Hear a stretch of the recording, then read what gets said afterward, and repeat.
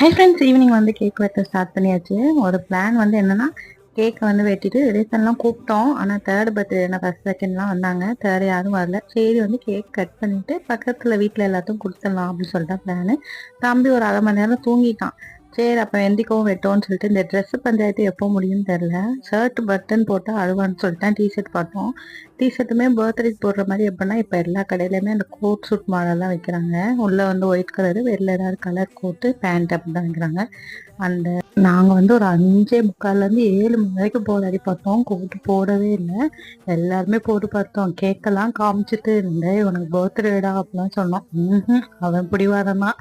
சரி பர்த்டே அன்னைக்கு அள வைக்க வேணாம்னு சொல்லிட்டு அந்த உள்ள டிஷர்ட் மட்டும் போட்டுட்டு காலையில் எடுத்த ஒரு பேண்ட்டை போட்டுட்டு அப்படியே வந்து கேக் வெட்டியாச்சு.